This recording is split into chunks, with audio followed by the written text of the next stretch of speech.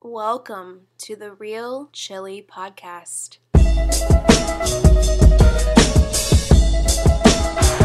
the Golden Eagles of Marquette University in Milwaukee are bound for the Final Four for only the third time ever.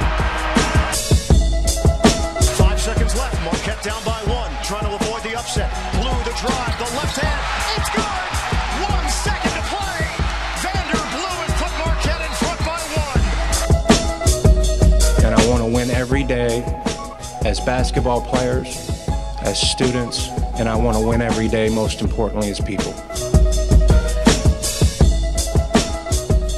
Welcome, ladies and gentlemen, to the Real Chili Podcast. I'm your host, Mike Lavender.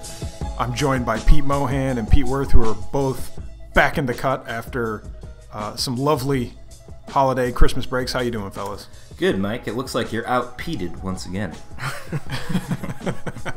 That's right. I'm always happy to be out-peated. Fellas, we're here today to talk about a 74-65 victory that Marquette had just yesterday afternoon over Georgetown. This was a big win for Marquette for a number of reasons. It wasn't the prettiest, but Marquette was able to shoot only 38% from the field and still come away with a victory. And to me, that indicates a solid defensive performance against a Georgetown team. A big win for Marquette in the context of the Big East Conference season. Well, the two main things, which we'll talk about in detail, is the Georgetown turnovers, which a lot of them were unforced, obviously, but a lot of them was just us pressuring the ball, and our interior defense and our interior defensive pressure, I thought, forced them into a lot of rough shots around the rim. One of Marquette's better defensive efforts, obviously, but a lot of it can be contributed to Georgetown just being terrible at handling the ball. Yeah, I think one way to look at it was they had 25 turnovers, but we only had 11 steals. Yeah, 14 of their turnovers, I don't know if they were all unforced, but obviously some of our defense pressured them into throwing the ball away, and they had a lot of really bad entry passes. So right. Georgetown's one of those teams where against Butler in their previous game, in their Big East opener, they had 21 turnovers. They actually are one of the worst teams in the country in turnover rate. So I think kind of what you're speaking to there, Mohan, they're careless with the ball. To some extent, Marquette was able to capitalize off that. Marquette had 20 points off of 24 turnovers. So a pretty... What I think Patrick Ewing said after the game in the locker room is, you guys don't give a shit about the ball. That's just my prediction as to what he said. But clearly they did not, because they gave up the ball on 34% of possessions, and that's really the reason we won this game, is because of our defense. Well, and Andrew Rowsey. Going bonkers. Do you know about him? 35. Fourth game of 30 points or more, I believe. Fourth game with 30 points or more. He had 35 points. This was the highest point total for a Marquette player since Matt Carlino scored 38 points against Georgia Tech in 2014. So certainly a prolific... Who could forget? Who could forget? I forgot. Certainly a prolific offensive performance from him. And we'll get to that. I want to focus on the defense a little bit more because it's interesting to me. So Wojo in his post-game comments said this, it's impressive anytime you can get a win when you shoot 38%, about 39% from the field Marquette shot in this game. I actually went back through the records, and the last time Marquette was able to win a game while shooting less than 40% from the field was almost 2.5 years ago, March 7th, 2015, when we shot 33% in a win over DePaul. So you can imagine how great that game must have been against DePaul. But certainly it's a rarity to be able to shoot as poorly as we did from the field in this game and still come away with a win. And I think that's reinforced by the fact that Marquette only scored on free throws and three-pointers in the entire second half. Yeah, well, we shot poorly overall, but we shot 50% from three on 26 attempts, which is pretty damn good. Yeah. And Andrew Rowsey going 6 for 9. Howard was 3 for 7, but only 1 for 7 from 2. I mean, he Mike, you called it a slump, like when we were talking about it. I would say it's more of like a mini slump. I'd call it a micro slump. A micro slump. So Howard is in a micro slump. He's in a micro slump. He's played, fairly well over the last two games. So he's still put points on the board. It just hasn't been his hyper amazing efficiency rating that he's had for most of the season. So could be the Arctic blast, chilling him. He was due for a little regression. there. But Rowsey was key in this game. Sam Hauser didn't have a great game from an offensive standpoint, but he did a lot of the usual things, rebounding and defense. I thought his interior post defense was really good in this game. The shooting numbers might look bad just on paper from an overall standpoint, but those 3-pointers, especially Rowsey, carried us in this game. And it sucked that we couldn't really just put them away, especially when they had those 25 turnovers. Like, I just wanted us to just blow them out. Anonymous Eagle, I saw a tweet. It was like, can we step on their throats? Well, that is exactly how I felt like that entire second half. Like, can we just pull away? But couldn't do it. But got the win, and that's all that matters. Well, Marquette led by as many as 16 points in the second half, but you're right, Georgetown did keep coming back. We've mentioned Andrew Rowsey. His stat line from this game, 35 points, shot 6 for 9 from the 3-point line. Nice. Perfect from the free throw line, 4 rebounds, 1 assist, 2 fouls, and 3 steals. So clearly the MVP of this game. You can't look at these things in a vacuum, and Andrew Rowsey's ball dominance and kind of prolific performances over the past number of games have also coincided with Howard, who's been playing the 2 clearly in this offense, with Howard in a bit of a micro slump, whatever you want to call it. Thank you. I wonder if these two are related at all, or are they related? Do you see Howard's performance and Rowsey's performance playing off of each other, or are they totally separate issues? First of all, and you guys kind of addressed it in the last pod about Rowsey, maybe the ball sticking to his hands a little bit. The concerning stat for me is 1 assist versus 4 turnovers when he basically has the ball in his hands on every possession. Yeah. And if you're going to be the lead ball handler, you got to have more than 1 assist. And luckily, some of these other guys picked up the slack. Sakar had 5 assists to lead the team. Great performance by him. But I think Rowsey does need to get Howard more involved. He needs to make an effort to, because it's not like Marcus has stopped running curls around screens and stuff like that. And when you are as diminutive as Marcus is, if he gets the ball just a split second too late, that defender has already rotated out to him and he can't get his shot off. So Rowsey just needs to be in tune with the offense and know the timing of the plays when Marcus is going to be open and be able to snap the ball to him so he can let it fly when he's open. Because it's not like his shot is totally broke or anything. Yeah. Micro slump, but you gotta get him the ball in the right spots. If he's going to be your spot up shooter, it's all about timing and getting him the ball when he's open.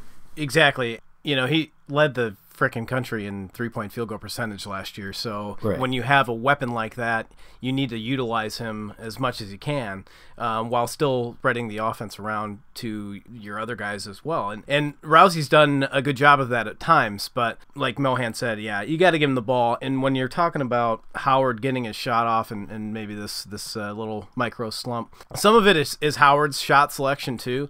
A lot of times, because he is so small, if he gets the ball, he has a tough time kind of like taking like one dribble and getting an open look and creating an open 3-pointer for himself. He's very talented at getting to the rim. Obviously, it's tough for him to shoot over guys or get all the way to the rim. A lot of times he gets blocked. For how small he is, he's very crafty. Obviously, we've seen it all year. He's very skilled at getting those 2-point shots, but creating his own 3-point shot is a different story, and that's where I think Rowsey kind of needs to get him the ball for some more open looks. I was going to say the thing that I think we can be critical of Marcus on, and I don't want to make false speculation that maybe he has an injury or anything like that, but in the last few games he's seemed more timid when going into the lane, and you've seen more of his shots get blocked. I think it was Anonymous Eagle maybe that shared stats earlier in the year about the percentage of Marcus's shots at the rim being blocked is precipitously less than he was last year. It's called the Hanith Cheatham syndrome. Your desire to get beat when at the rim. Yeah, right. And Marcus had done a great job all year of remedying that. And then these last couple games, I think it really came to a head at the end of the Xavier game when he missed those 2 layups. And it looked more of like a mental thing, like he had to get the ball so high on the glass that was his only chance of scoring. And then there was a wide open breakaway layup against Georgetown that he just blew. Yeah. So he seems to be a little more timid now going at the rim. And yesterday, he was 1 for 7 on 2-point shots. Worse than 3 for 7, which was his 3-point shooting. So we got to get him to regain his confidence going to the rack, because when he's hitting the floater and when he's hitting those runners high off the glass, this offense is a lot harder to stop if he can score in the paint. Well, all of that coincides with the fact that if you look in the game notes, the game against Georgetown, Marcus shot 2 free throws. Those were the first 2 free throws he shot in 2 games. So in the previous 2 games before Georgetown, he didn't get to the line once. So, all of this is in the same conversation of getting to the hole, being able to finish, drawing fouls. I'm not going to blame the refs for any of this, but it does seem like Marcus hasn't gotten the number of calls in the past few games that he typically has. I do want to circle back to one of the things, and that'll happen with smaller players, Mike. Right, but it feels like that is outside the norm for him. Sure. Even though he is a smaller player. I want to circle back to something you said about Rowsey, and both of you said, in distributing and kind of passing. There was a specific instance in the game against Georgetown where it was a fast break. I think it was a 3-on-2. Yeah. And Howard was posted up in the corner screaming for the ball wide open, and Rowsey just didn't see him or couldn't find him. Things like that are going to happen. But on the whole, I think that is somewhat representative of the fact that when Rowsey has the ball, and this is tied into the fact that he only had 1 assist in this game against Georgetown, when Rowsey has the ball, he's a scorer, right? He's got a scorer's mentality. He's looking to find a way to score. Whereas I think when Howard has the ball, Howard is looking more, yes, he's looking to score, but he's looking, how can I get other teammates involved? And there was an instance when Howard came into the game yesterday and switched out for Rowsey.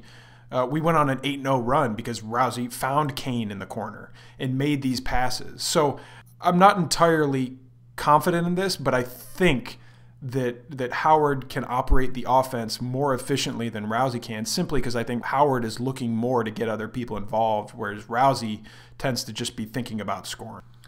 I think that's a fair point, but the issue is that Rowsey is a much better ball handler than Howard is. Yeah. Right? And he protects the ball much more, and he's much craftier in getting to the lane and protecting against full court press, and I think that's where the issue lies. Yeah, I think that's right. But I think that dynamic is so interesting, right? Yeah. Wojo put Rowsey at the 1 because he's a better ball handler. I see that. I clearly agree with that.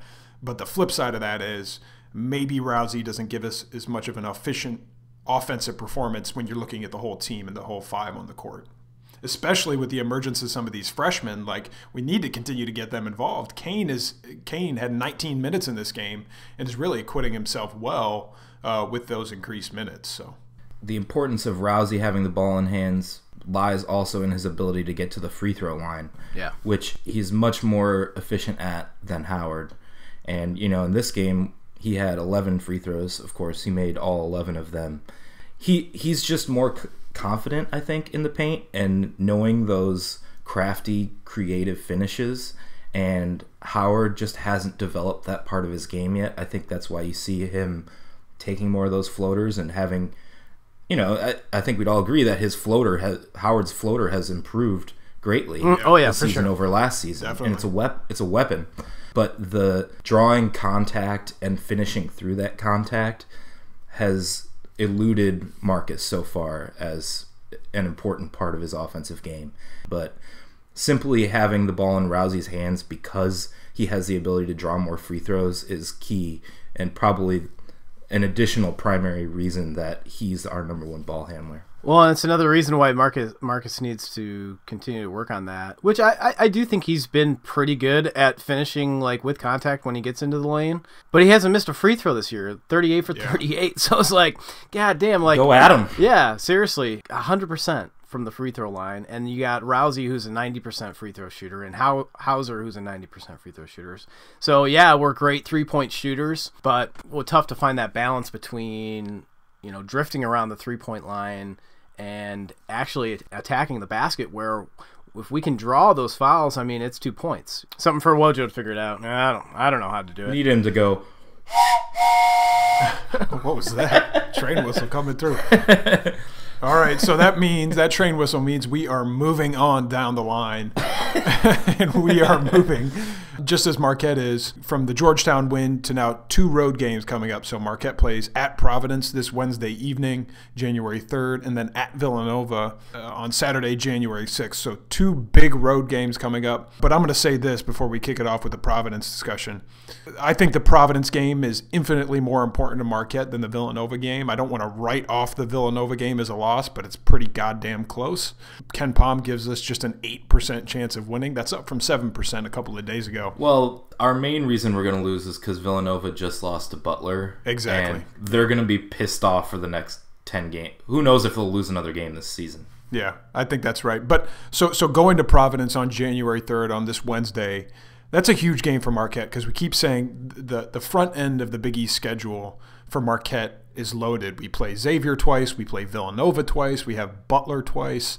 We have Seton Hall once. So this is a difficult first half of the schedule. And so getting wins against Georgetown, Providence, Seton Hall, Butler, if we can, is really crucial to keep our head above water. We did that against Georgetown. Looking ahead to Providence, what do you guys think? Will we be able to do that? What are some of the things you see into that game? You know, having seen Providence just a little bit, they took care of St. John's pretty handily on the road at St. John's, 94-72. I think it'd be interesting on Marquette's side. Do we vary up our offensive sets a little more and run a little more set plays? Because what I noticed in the Georgetown game was that going down the stretch, me and everybody else in the Marquette circles were hoping to step on the throats, as Anonymous Eagle said, of Georgetown. We didn't change our offensive philosophy. We just kept on with the high pick and roll around the perimeter, and Georgetown did a very good job of that, of defending that, I thought, throughout the entire game, really, because they were long and athletic and were able to stop us from penetrating a lot. Providence is a good defensive three-point squad, 21st in the country, and allowing just 30% of their opponents' three-point field goals. And they shoot it well themselves. Yeah, they do. They don't have as many weapons as we do, but I'm just looking for, will we try to vary it up a little bit on the offensive side from that perimeter pick-and-roll kind of game plan? Providence is another long team. I mean, so it'll be interesting to see if we bounce back and we're able to continue to draw free throws. I think that's going to be a key element in our success.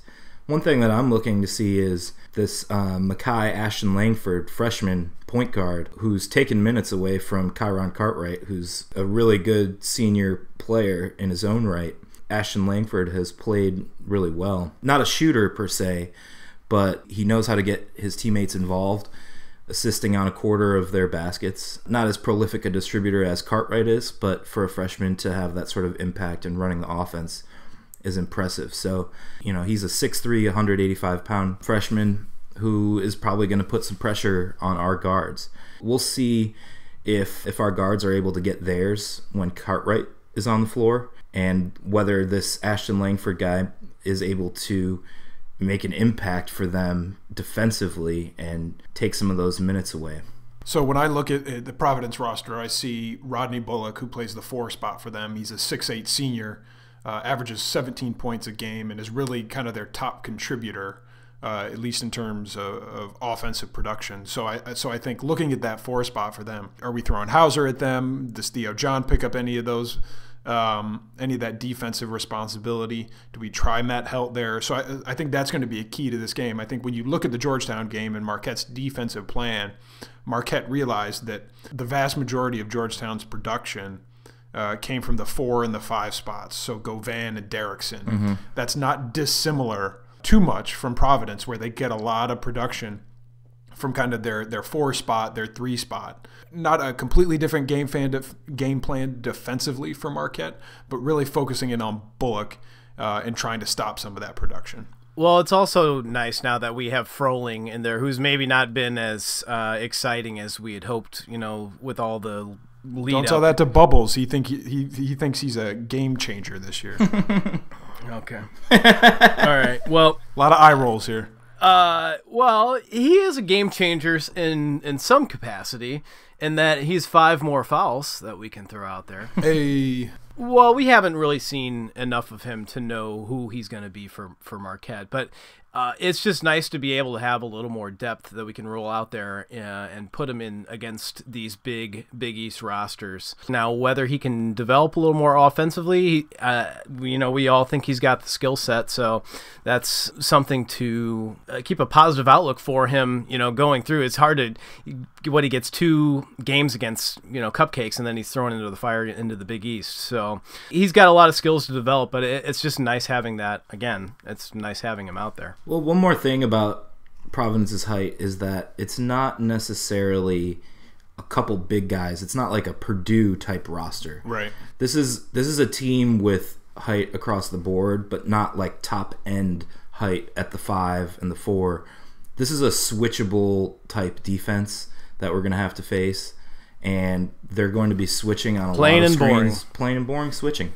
They're when we try and run screen rolls, they're going to switch everything and prevent our shooters from getting looks off at the perimeter.